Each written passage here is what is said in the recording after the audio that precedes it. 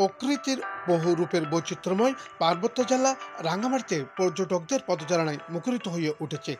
গত দুদিনে রাঙ্গামাটি শহর ও এ জেলার আর পর্যটন নগরী সাজেক মিলে 16,000-এর মতো পর্যটকের সমাগম হয়েছে বলে সংশ্লিষ্ট কর্তৃপক্ষ থেকে জানা গেছে।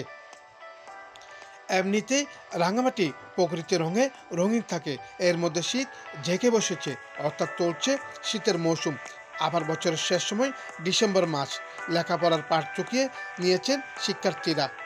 নগরের একঘেয়েমি জীবনের অবসাদ কাটাতে জেলার বাইরের পর্যটকরা স্বস্তির নিঃশ্বাস নিতে প্রকৃতির অনিন্দ্য শহরকে তো রাঙ্গামাটিতে পরিবার নিয়ে ছুটে আসছেন। পর্যটকরা আসায় পর্যটন সংশ্লিষ্ট ব্যবসায়ীরা যেমন বেজায় খুশি, তেমনি ব্যস্ত সময় পার করছেন তারা।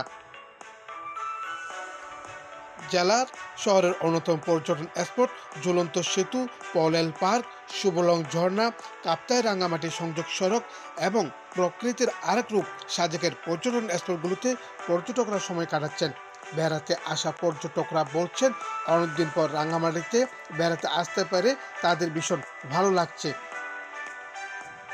সাজেক কটেজ মালিক সমিতির সাংগঠনিক সম্পাদক রাহুল চাকমা জন বলেন, গতকাল ও আজ সাজেকে প্রায় 7,000-এর মতো পর্যটক এসেছে। বেশিরভাগ কটেজ এখনও বুকিং রয়েছে। তিনি আশা করছেন, পাহাড়ে বিদ্যমান পরিস্থিতির কারণে বেশ কয়েক মাস তাদের যে আর্থিক ক্ষতি হয়েছে তার কিছুটা পুষিয়ে নিতে পারবেন বলে জানান তিনি। রাঙ্গামাটি পর্যটন কর্পোরেশনের ব্যবস্থাপক আলোক বিকাশ চাকমা বলেন, গত সপ্তাহ থেকে রাঙ্গামাটিতে ভালো পর্যটক আসতে শুরু করেছে। গত দুদিনে এখানে 8,000-এরও অধিক পর্যটক এসেছে। বর্তমানে হোটেলের 80% বুকিং রয়েছে।